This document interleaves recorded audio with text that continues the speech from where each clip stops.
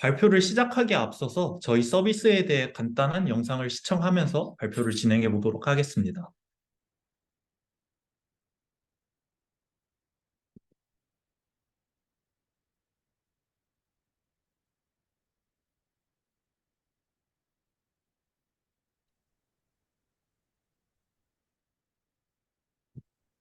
죄송합니다, 혜민님. 소리가 안 나서요. 다시 한번 부탁드릴게요. 어, 요거를 다시 잠시만요. 저희가 시간 관계상 일단은 진행을 해 보도록 하겠습니다.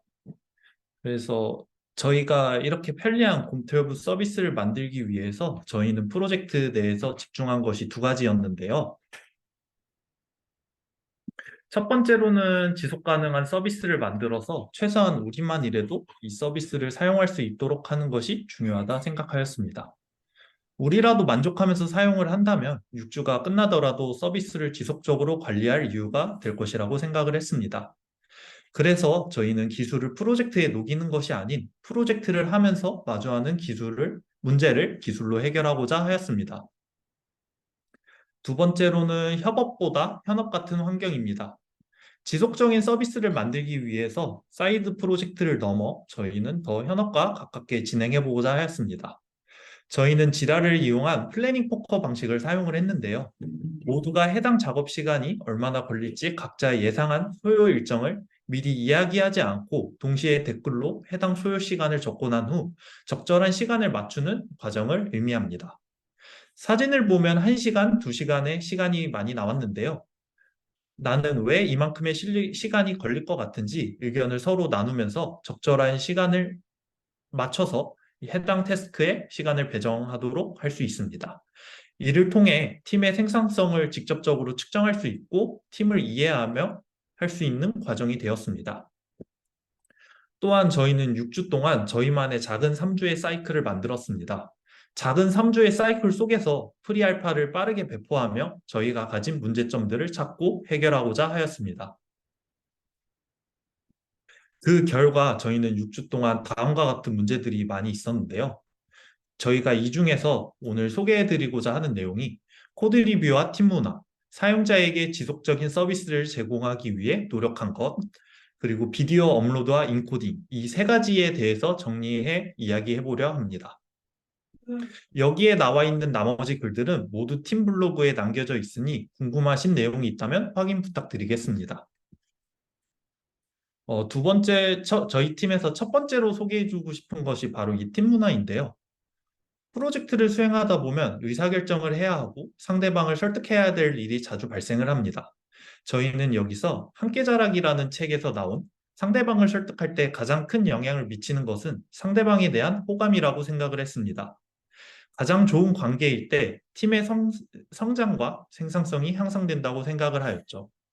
모두가 이 의견에 동의를 하였고 이를 좀 지키기 위해서 저희만의 문화를 만들어서 실천을 해보고자 하였습니다. 매주 진행되는 오프라인 미팅과 KPT 회고를 통해서 각자의 생각들을 직접적으로 엿들어 볼 수 있었고, 매일 진행되는 간단한 스크럼에서 개개인의 상태 체크를 하면서 직접적으로 유대감을 형성할 수 있었습니다. 그 다음에 코드 리뷰 또한 저희가 대표적인 하나의 문화로 자리를 잡았었는데요. 코드 리뷰를 하면서 코드의 스타일을 맞춘다거나 해당 코드에 대한 생각을 들어본다거나 내 의견들을 전달을 하면서 팀을 동계화시킬 수 있는 계기로 발전하게 되었습니다. 사진에서 확인할 수 있듯이 저희는 PR당 총 42개와 같이 되게 열띤 토론들을 한 것을 보실 수 있습니다. 코드 리뷰를 진행할수록 서로의 코드 스타일이 맞아지고 구조나 생각이 비슷해져 가면서 추후에 더 빠른 생산성과 팀 단위의 결집이라는 성과를 낼 수 있었습니다. 이어서 제가 말씀드리도록 하겠습니다. 앞서 말씀드렸던 것처럼 곰투비의 핵심적인 목표 중 하나는 사용자에게 지속적인 서비스를 제공하는 것이었습니다. 이제 이를 위해 개발을 진행하면서 어떻게 해야 지속 가능한 서비스가 될 수 있을지에 대한 고민을 계속하였는데요. 네, 우선 효과적인 에러 핸들링을 위해 아래와 같이 곰토비의 내부의 에러뿐만 아니라 프레사인드 URL 생성을 위한 S3 리퀘스트 프레사이너나 레디스 사용을 위한 IO 레디스와 같은 외부 모듈에서 발생하는 에러에 대한 명세도 진행하였습니다. 사진에서 확인하실 수 있듯이 에러마다 V10 아니면 W3처럼 커스텀 에러 코드를 부여하였습니다. 이를 통해 동일한 HTTP 상태 코드일 때도 커스텀 코드를 통해 유연한 대처가 가능하도록 하였고, 에러 메시지로 외부의 서비스의 취약점이 노출되지 않도록 하였습니다. 다음으로 테스트를 통해 기능들이 사용자가 기대하는 대로 동작하는지 확인하였습니다. 모든 컨트롤러와 서비스에 대한 단위, 통합, 엔드-투-엔드 테스트까지 진행하였고, 이를 통해 테스트 커버리지 100%라는 결과를 달성할 수가 있었습니다. 테스트 커버리지 100%라는 수치에만 집중한 것이 아니라 효과적이고 의미 있는 테스트가 진행되기 위해 노력하였는데요. 정상적인 응답이나 에러 발생과 같은 다양한 현실적인 시나리오에 대한 테스트를 진행하였으며, MySQL 모킹을 위한 SQLite와 레디스 모킹을 위한 IORedis 목 사용을 통해 독립성과 반복 가능성을 갖춘 테스트 코드를 작성하였습니다.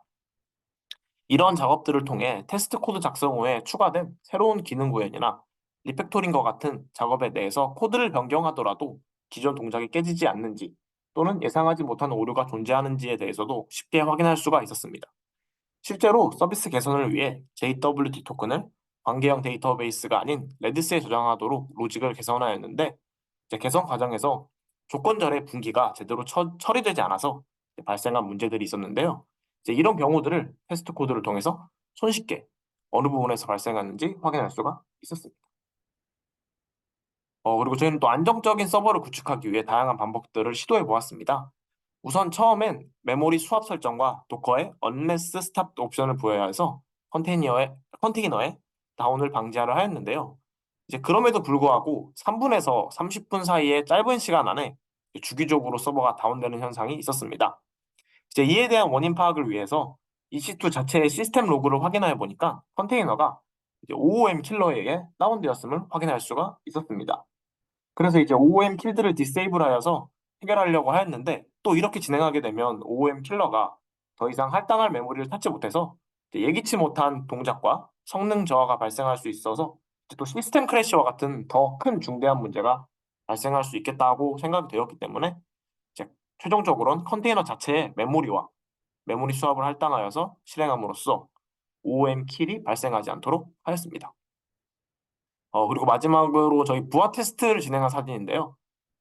현재 지금 사진은 150명과 그다음에 이제 20명의 동시 접속자가 IO 코스트가 가장 큰 전체 문제 세트 조회 요청을 지속적으로 보내는 시나리오를 테스트한 것입니다.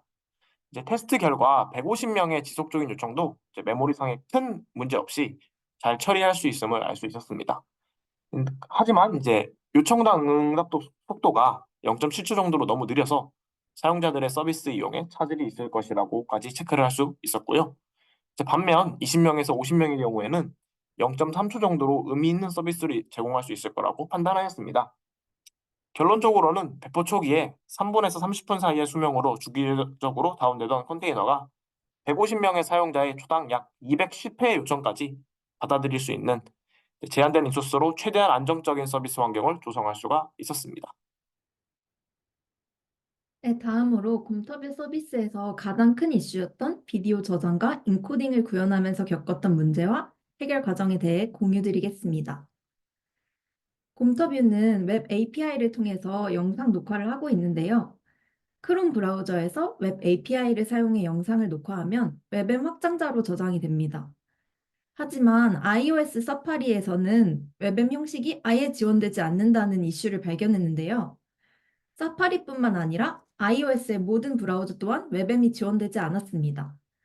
왜냐하면 iOS는 애플의 앱스토어 정책에 의해 모든 타사 웹 브라우저가 애플의 웹킷 엔진을 사용하여 웹 콘텐츠를 렌더링하기 때문입니다. 따라서 파이어폭스나 오페라 같은 다른 브라우저라도 내부적으로는 사파리와 동일한 엔진을 사용하기 때문에 웹앱이 지원되지 않았습니다. 이에 대한 해결책으로 첫 번째 생각했던 것이 모바일을 지원하지 말자입니다. 사실상 대안보다는 포기에 가깝긴 한데요. MP4 인코딩이나 모바일 반응형에 들이는 시간을 줄이고 노트북을 통해 접속하는 사용자들에게 서비스 자체의 퀄리티를 높이는 쪽으로 집중하는 방향성에 대해서도 고려해봤습니다. 하지만 우리 서비스의 목표는 실제 유저에게 서비스하고 우리가 사용하고 싶은 서비스를 만드는 것인데 우리 팀의 아이폰을 사용하는 장인님에게도 서비스를 할 수 없는 서비스가 과연 가치가 있을까에 대해서 고민해 봤습니다. 그래서 iOS 유저에게도 서비스를 제공하기로 결정했고 곰터뷰 서비스의 모든 영상을 MP4 형식으로 변환해야 했습니다. 이를 위해 첫 번째로 시도했던 방법은 인코딩 서버를 구축하는 것인데요. MP4 인코딩을 위해 FFmpeg을 사용해 별도의 인코딩 서버를 구축한 후 곰터뷰 서비스의 최대 영상 길이인 3분짜리 영상을 변환하는 테스트를 진행해 봤습니다. 그 결과 20초 정도의 시간이 소요됐는데요. 하지만 하나 이상의 영상에 대해 인코딩 요청이 들어오면 서버가 다운되는 현상이 발생했습니다. 이 현상에 대해서 원인을 분석해 봤더니 현재 곰터뷰는 AWS의 프리티어인 T2 마이크로 CPU를 사용 중입니다. 이는 단일 CPU로 구성되어 있는데요. FFmpeg에서 하나의 영상을 인코딩할 때는 하나의 프로세스를 사용하게 되는데 단일 CPU에서 여러 프로세스를 생성하게 되면 각각의 프로세스가 하나의 CPU 자원을 공유하게 되면서 스위칭 오버헤드가 일어납니다. 이로 인해 프로세스 성능 저하, 응답 딜레이가 발생했고 CPU 사용률이 99%에 다다르며 서버가 멈춰버리는 현상이 발생했던 것입니다. 이 현상을 해결하기 위한 한 가지 방법은 큐를 구현해서 한 번에 하나의 영상만 인코딩하는 방법입니다. 하지만 유저의 수가 늘어났을 경우 영상 저장에 대한 많은 지연 시간이 소요될 것이라고 예상했고 다른 해결책에 대해 생각해 봤는데요. 사실 현재 가장 이상적인 해결책은 서버의 스케일을 높이는 방법입니다. 하지만 금전적인 이슈로 인해 지금 당장은 도입할 수 없는 해결책이라고 판단했고 자칫 오버 엔지니어링이 될 수 있다고 생각했습니다. 따라서 인코딩 서버를 구축하는 대신 다른 대안을 찾아봤습니다. 이렇게 시도했던 방법이 클라이언트 단에서 FFmpeg의 웹 어셈블리 버전을 사용해서 인코딩을 진행하는 것인데요. 웹 어셈블리로 만들어진 FFmpeg은 내부적으로는 C 언어로 작성되어 성능이 좋지만 하지만 웹 어셈블리로 변환해서 브라우저 위에서 돌아가는 순간 최종적인 성능은 브라우저에 할당된 리소스에 의존합니다. 따라서 인코딩 서버를 뒀을 때만큼의 속도는 기대할 수 없지만 우리 팀의 현재 서버 상황에서는 한 번에 하나의 영상만 인코딩을 진행할 수 있기 때문에 인코딩 시간이 좀 길어지더라도 감수할 수 있다고 판단했습니다. 그래서 클라이언트에서 3분짜리 영상에 대해 인코딩 시간을 측정해 본 결과 40초의 시간이 소요되는 것을 확인할 수 있었습니다. 서버보다는 긴 시간이 소요되었지만 인코딩 과정은 사용자가 면접 연습을 진행하는 동안 백그라운드에서 비동기적으로 진행되기 때문에 40초의 시간은 충분히 감수할 수 있는 시간이라고 판단했습니다. 그래서 클라이언트에서 최종적으로 인코딩을 하게 되었는데요. 이 상태로 배포를 하고 여러분들에게 QA를 부탁했는데 영상 녹화 종료 후 바로 에러 페이지로 이동된다는 이슈가 제보되었습니다. 클라이언트의 환경은 유저마다 모두 다르기 때문에 어떤 환경에서 어떤 이유로 인해 에러 상황이 발생했는지 파악하기 무척 어렵습니다. 하지만 저희는 지속 가능한 서비스를 위해 센트리를 연결해뒀고 그 덕분에 에러가 iOS 기기에서 발생한 메모리 누수 문제라는 것을 알 수 있었습니다. 메모리 누수 문제를 파악하기 위해 인코딩 로직을 다시 살펴보니 FFmpeg 모듈을 받아오는 부분이 웹엠을 MP4로 인코딩하는 함수 내부에 설정되어 있어서 인코딩 로직이 실행될 때마다 새로운 모듈이 다운되는 것을 발견할 수 있었습니다. 따라서 이 부분을 개선해 메모리 누수를 해결할 수 있었습니다. 이런 일련의 과정을 통해서 곰터뷰 서비스는 브라우저, 기기에 상관없이 모두가 사용할 수 있는 서비스를 제공할 수 있게 되었습니다. 네, 곰터뷰 서비스의 발전은 여기서 끝나지 않는데요. 우리 팀의 목표인 지속적인 서비스를 위해 앞으로도 점점 발전된 모습으로 찾아오겠습니다. 현재 우리가 부스트캠프 이후에 계획하고 있는 것을 간단히 스포하자면 이렇게 각자 원하는 것을 백로그에 적어봤는데요. 점점 더 발전해서 편리한 서비스가 되어가는 곰터뷰를 부스트캠프가 끝난 후에도 지속적으로 지켜봐 주시면 감사하겠습니다. 네, 지금까지 곰터뷰 발표를 들어주셔서 감사합니다.